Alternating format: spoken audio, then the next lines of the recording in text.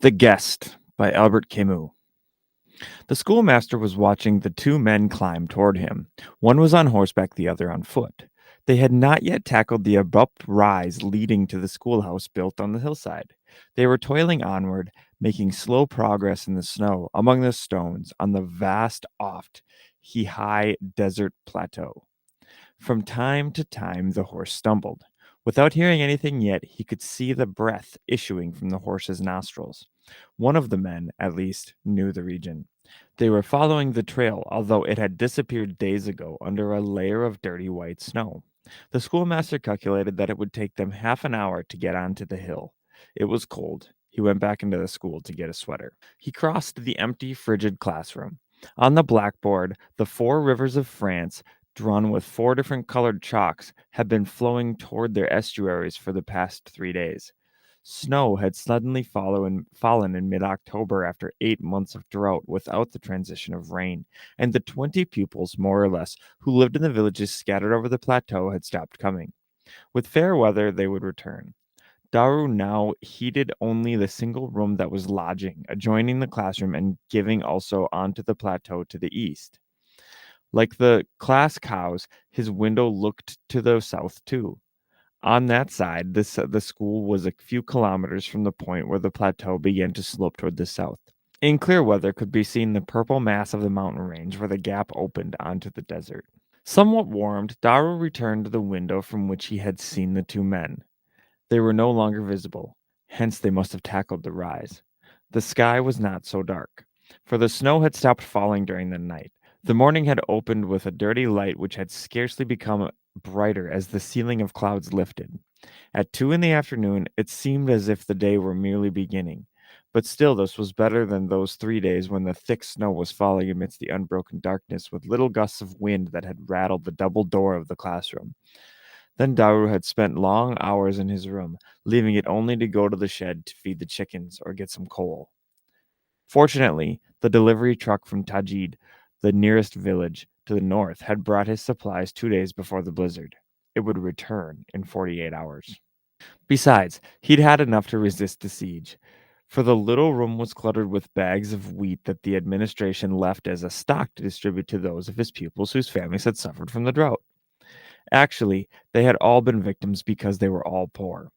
Every day, Daru would distribute a ration to the children. They had missed it, he knew, during these bad days. Possibly one of the fathers would come this afternoon and he could supply them with grain. It was just a matter of carrying them over the next harvest. Now shiploads of wheat were arriving from France, and the worst was over. But it would be hard to forget the poverty, that army of ragged ghosts wandering in the sunlight. The plateaus burned to a cinder month after month. The earth shriveled up little by little, literally scorched, every stone bursting into dust under one's foot. The sheep had died then by thousands, and even a few men here and there, sometimes without anyone's knowing. In contrast with such poverty, he who lived almost like a monk in his remote schoolhouse, none the less satisfied with the little he had and with the rough life, had felt like a lord with his whitewashed walls, his narrow couch, his unpainted shelves, his well, and his weekly provision of water and food. And suddenly this snow, without warning, without the foretaste of rain. This was the way the region was, cruel to live in, even without men, who didn't help matters either. But Daru had been born here. Everywhere else, he felt exiled. He stepped out onto the terrace in front of the schoolhouse. The two men were now halfway up the slope. He recognized the horseman as Balducci, the old gendarme he had known for a long time. Balducci was holding on the end of a rope an Arab who was walking behind them with hands bound and head lowered. The gendarme waved a greeting to which Daru did not reply. Lost as he was in contemplation of the Arab dressed in a faded blue jalaba, his feet in sandals but covered with socks of heavy raw wool, his head surmounted by a narrow, short check. They were approaching. Balducci was holding back his horse in order not to hurt the Arab, and the group was advancing slowly. Within earshot, Balducci shouted, 1 hour to do the 3 kilometers from El Amir. Daru did not answer. Short and square in his thick sweater, he watched them climb. Not once had the Arab raised his head. Hello, said Daru when they got up onto the terrace. Come on in and warm up. Balducci painfully got down from his horse without letting go of the rope. From under his bristling mustache, he smiled at the schoolmaster. His little dark eyes, deep set under a tanned forehead, and his mouth surrounded with wrinkles made him look attentive and studious. Daru took the bridle, led the horse to the shed, and came back to the two men, who were now waiting for him in the school. He led them to his room. I'm going to heat up the classroom, he said. We'll be more comfortable there. When he entered the room again, Balducci was on the couch. He had undone the rope tying him to the Arab, who had squashed near the stove. His hands still bound, the check pushed back on his head. He was looking toward the window. At first, Darrow noticed only his huge lips, fat, smooth, almost negroid. Yet his nose was straight, his eyes were dark and full of fever. The check revealed an obstinate forehead, and under the weathered skin, now rather discolored by the cold, the whole face had a restless and rebellious look that struck Daru when the Arab, turning his face toward him, looked him straight in the eyes.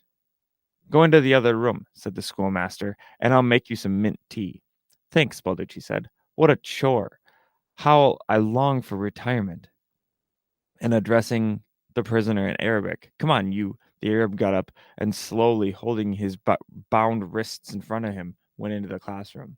With the tea, Daru brought a chair, but Balducci was already enthroned on the nearest pupil's desk, and the Arab had squatted against the teacher's platform facing the stove, which stood between the desk and the window. When he held out the glass of tea to the prisoner, Daru hesitated at the sight of his bound hands. He might perhaps be untied? Sure, said Balducci. That was for the trip. He started to get to his feet, but Daru, setting the glass on the floor, had knelt beside the Arab. Without saying anything, the Arab watched him with his feverish eyes. Once his hands were free, he rubbed his swollen wrists against each other, took the glass of tea, and sucked up the burning liquid in swift little sips. Good, said Daru. And where are you headed? Balducci withdrew his mustache from the tea. Here, son. Odd pupils. And you're spending the night? No, I'm going back to Elamir, and you will deliver this fellow to Tingwit. He is expected at police headquarters. Balducci was looking at Daru with a friendly little smile. What's the story? Asked the schoolmaster. Are you pulling my leg? No, son. Those are the orders. The orders? I'm not. Daru hesitated, not wanting to hurt the old Corsican. I mean, that's not my job. What's the meaning of that? In wartime, people do all kinds of jobs. Then I'll wait for the declaration of war. Balducci nodded. Okay, but the orders exist, and they concern you too. Things are brewing, it appears. There is talk of a forthcoming revolt. We are mobilized, in a way. Daru still had his obstinate look. Listen, son, Balducci said. I like you, and you must understand. There's only a dozen of us at Elamir to patrol throughout the whole territory of a small department, and I must get back in a hurry. I was told to hand this guy over to you and return without delay. He couldn't be kept there. His village was beginning to stir. They wanted to take him back. You must take him to Tingwit tomorrow before the day is over. 20 kilometers shouldn't faze a husky fellow like you. After that, all will be over. You'll come back to your pupils and your comfortable life. Behind the wall, the horse could be heard snorting and pawing the earth. Darrell was looking out the window. Decidedly, the weather was clearing and the light was increasing over the snowy plateau. When all the snow had melted, the sun would take over again, and once more we would burn the fields of stone. For days still, the unchanging sky would shed its dry light on the solitary expanse where nothing had any connection with man. After all, he said, turning toward Balducci, what did he do? And before the gendarme opened his mouth, he asked, Does he speak French? Nope, not a word. We had been looking for him for a month, but they were hiding him. He killed his cousin. Is he against us? I don't think so, but you can never be sure. Why did he kill? A family squabble. I think he owed the other grain, it seems. It's not all clear. In short, he killed his cousin with a billhook. You know, like a sheep. Creak. Balducci made the gesture of drawing a blade across his throat, and the Arab, his attention attracted, watched him with a sort of anxiety. Damn with a sudden wrath against them all, against all men with their rotten spite, their tireless hates, their bloodlust. But the kettle was singing on the stove. He seen Balducci. Morty hesitated, then served the Arab again, who, a second time, he drank avidly. His raised arms made the jalaba fall open, and the schoolmaster saw his thin, muscular chest. Thanks, kid, Balducci said. And now I'm off. He got up and went toward the Arab, taking a small rope from his pocket. What are you doing? Darrow asked dryly. Balducci, disconcerted, showed him the rope. Don't bother. That old gendarme hesitated. It's up to you, of course. Are you armed? I have my shotgun. Where? In the trunk. You ought to have it near your bed. Why? I have nothing to fear. You're crazy, son. If there's an uprising, no one is safe. We're all in the same boat. I'll defend myself. I'll have time to see them coming. Balducci began to laugh. Then suddenly the mustache covered the white teeth. You'll have time? Okay. That's just what I was saying. You always have been a little cracked. That's why I like you. My son was like that. At the same time, he took out his revolver and put it on the desk. Keep it. I don't need two weapons from here to Elamir. The revolver shone against the black paint of the table. When the gendarme turned toward him, the schoolmaster caught the smell of leather and horseflesh. Listen, Balducci, Daru said suddenly. Every bit of this disgusts me. And first of all, your fellow here, I won't hand him over. Fight? Yes, if I have to, but not that. The old gendarme stood in front of him and looked at him severely. You're being a fool, he said slowly. I don't like it either. You don't get used to putting a rope on a man, even after years of it. And you're even ashamed. Ashamed. But you can't let 'em have it their way. I won't hand him over, Daru said again. It's an order, son, and I repeat it. That's right. Repeat to them what I've said to you. I won't hand him over. Balducci made a visible effort to reflect. He looked at the Arab and at Daru. At last he decided, no, I won't tell them anything. If you want to drop us, go ahead. I'll not denounce you. I have an order to deliver the prisoner, and I'm doing so. And now you'll just sign this paper for me. There's no need. I'll not deny that you left him with me. Don't be mean with me. I know you'll tell the truth. You're from hereabouts, and you are a man, but you must sign. That's the rule. Daru opened his drawer, took out a little square bottle of purple ink, the red wooden pen holder with the sergeant major pen he used for making models of penmanship, and signed. The gendarme carefully folded the paper and put it into his wallet. Then he moved toward the door. I'll see you off, Daru said. No, said Balducci. There's no use being polite. You insulted me. He looked at the Arab, motionless in the same spot, sniffed peevishly, and turned away toward the door. Goodbye, son, he said. The door shut behind him. Balducci appeared suddenly outside the window and then disappeared. His footsteps were muffled by the snow. The horse stirred on the other side of the wall, and several chickens fluttered in fright. A moment later, Balducci reappeared outside the window, leading the horse from the bridle. He walked toward the little rise without turning around and disappeared from sight, with the horse following him. A big stone could be heard bouncing back. Daru walked back toward the prisoner, who, without stirring, never took his eyes off him. Wait, the schoolmaster said in Arabic, and went toward the bedroom. As he was going through the door, he had a second thought, went to the desk, took the revolver, and stuck it in his pocket. Then, without looking back, he went into his room. For some time, he lay on his couch, watching the sky gradually close over, listening to the silence. It was this silence that had seemed painful to him during the first days here, after the war. He had requested a post in the little town at the base of the foothills, separating the upper plateaus from the desert. There, rocky walls, green and black to the north, pink and lavender to the south, marked the frontier of eternal summer. He had been named to a post farther north on the plateau itself. In the beginning, the solitude and the silence had been hard for him on these wastelands peopled only by stones. Occasionally, furrows suggested cultivation, but they had been dug to uncover a certain kind of stone good for building. The only plowing here was to harvest rocks. Elsewhere, a thin layer of soil accumulated in the hollows would be scrapped out to enrich paltry village gardens. This is the way it was. Bare rock covered 3/4 of the region. Towns sprang up, flourished, then disappeared. Men came by, loved one another, or fought bitterly, then died. And yet, outside this desert, neither of them, Daru knew, could have really lived. When he got up, no noise came from the classroom. He was amazed at the unmixed joy he derived from the mere thought that the Arab might have fled, and he would be alone with no decision to make. But the prisoner was there. He had merely stretched out between the stove and the desk, with his eyes open. He was staring at the ceiling. In that position, his thick lips were particularly noticeable, giving him a pouting look. Come, said Daru. The Arab got up and followed him. In the bedroom, the schoolmaster pointed to a chair near the table under the window. The Arab sat down without taking his eyes off Daru. Are you hungry? Yes, the prisoner said. Daru set the table for two. He took flour and oil, shaped a cake in a frying pan, and lighted the lit stove that functioned on bottled gas. While the cake was cooking, he went out to the shed to get cheese, eggs, dates, and condensed milk. When the cake was done, he set it on the window sill to cool, heated some condensed milk diluted with water, and beat up the eggs into an omelet. In one of his motions, he knocked against the revolver, struck in his right pocket. He set the bowl down, went into the classroom, and put the revolver in his desk drawer. When he came back to the room, night was falling. He put it on the light and served the Arab. Eat, he said. The Arab took a piece of cake, lifted it eagerly to his mouth, and stopped short. And you? He asked. After you. I'll eat too. The thick lips opened slightly. The Arab hesitated, then bit into the cake determinedly.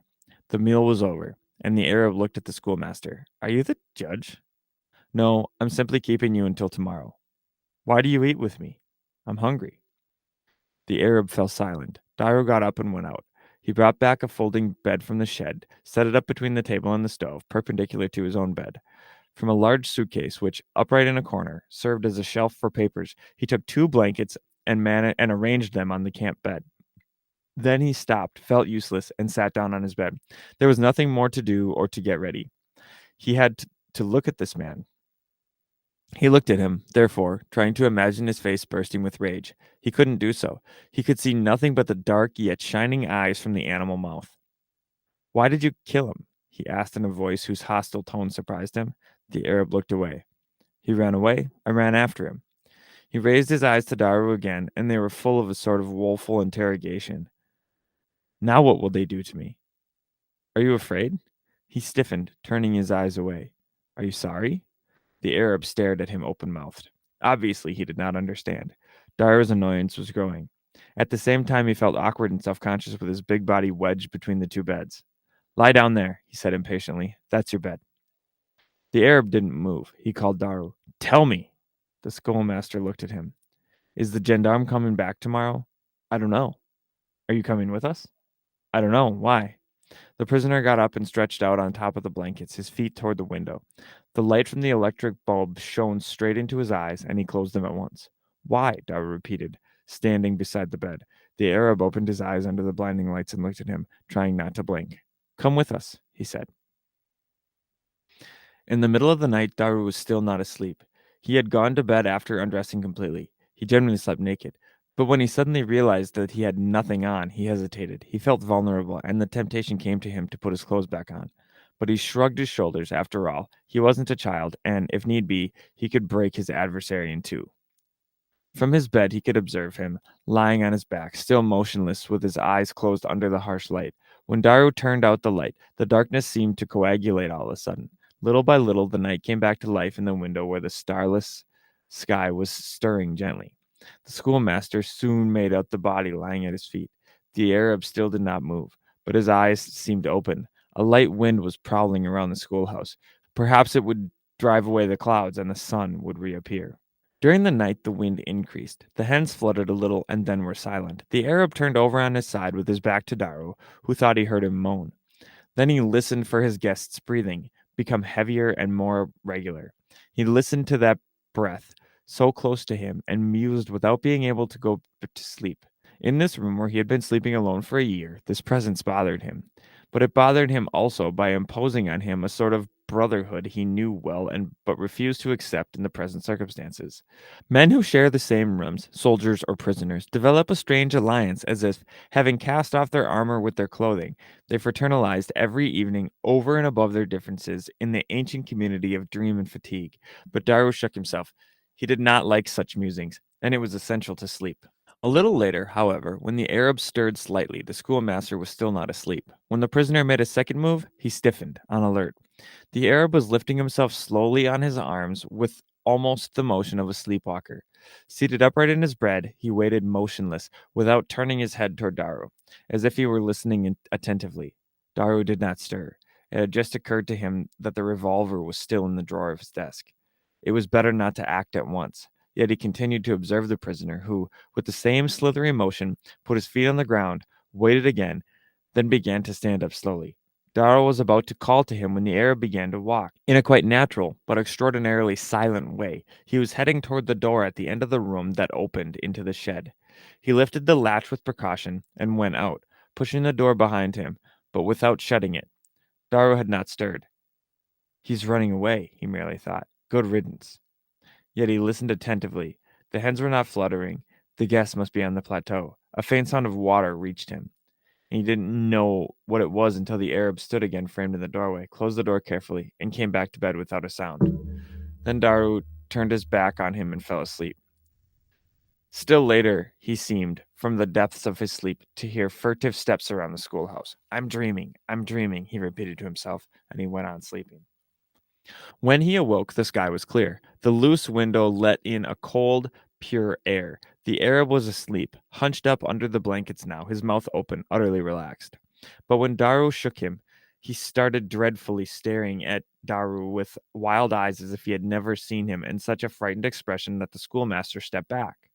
Don't be afraid, it's me. You must eat. The Arab nodded his head and said yes. Calm had returned to his face, but his expression was vacant and listless. The coffee was ready. They drank it seated together on the folding bed as they munched their pieces of cake.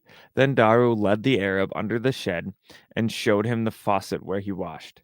He went back to the room, folded the blankets on the bed, made his own bed, and put the room in order. Then he went through the classroom and out onto the terrace. The sun was already rising in the blue sky. A soft, bright light was bathing the desert plateau. On the ridge, the snow was melting in spots. The stones were about to reappear. Crouched on the edge of the plateau, the schoolmaster looked at the desert expanse. He thought of Balducci. He had hurt him, for he had sent him off in a way as if he didn't want to be associated with him.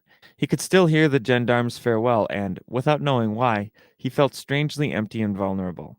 At that moment, from the other side of the schoolhouse, the prisoner coughed.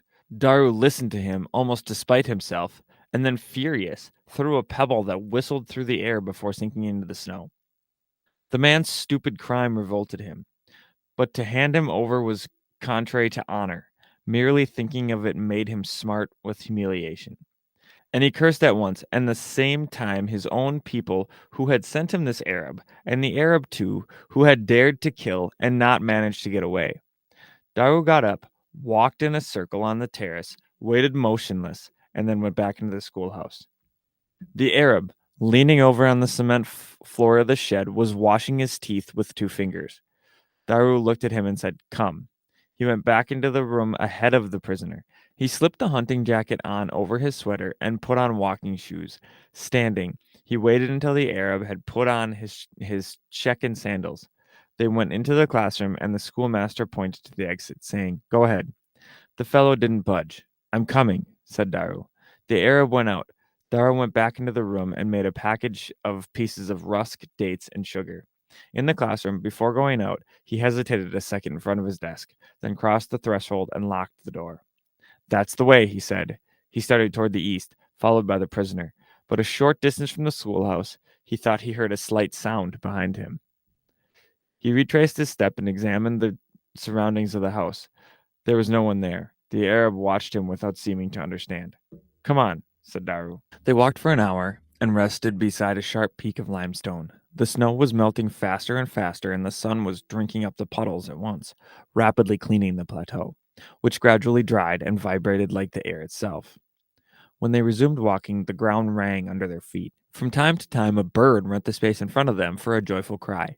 Daru breathed in deeply the fresh morning light. He felt a sort of rapture before the vast, familiar expanse, now almost entirely yellow under its dome of blue sky. They walked for an hour or more, descending toward the south. They reached a level height made up of crumbling rocks.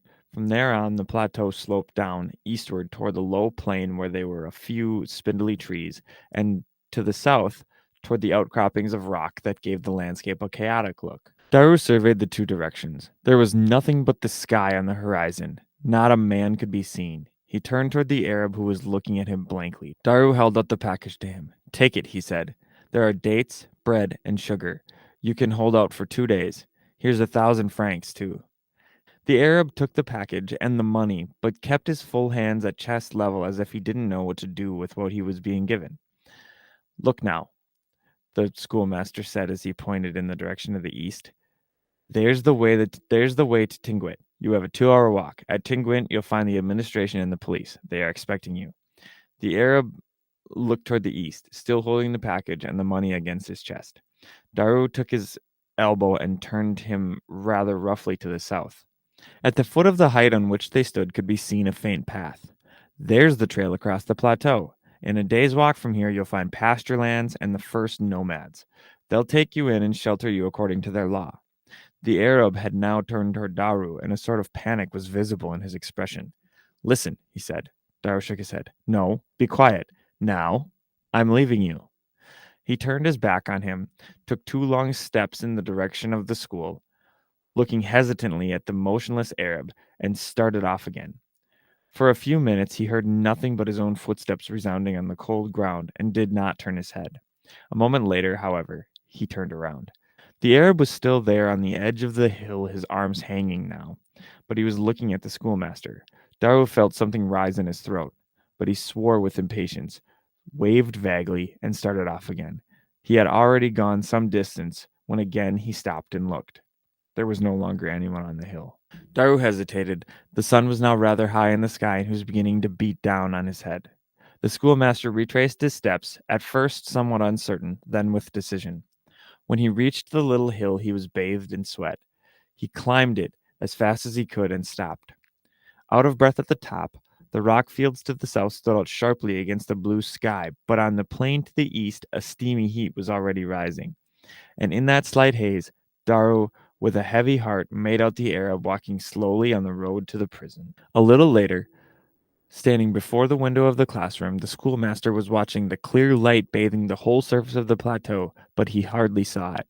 Behind him on the blackboard, among the winding French rivers, sprawled the clumsily chalked up words he had just read. You handed over our brother. You will pay for this. Daru looked at the sky. The plateau and beyond, the invisible lands stretched all the way to the sea. In the vast landscape he had loved so much, he was alone.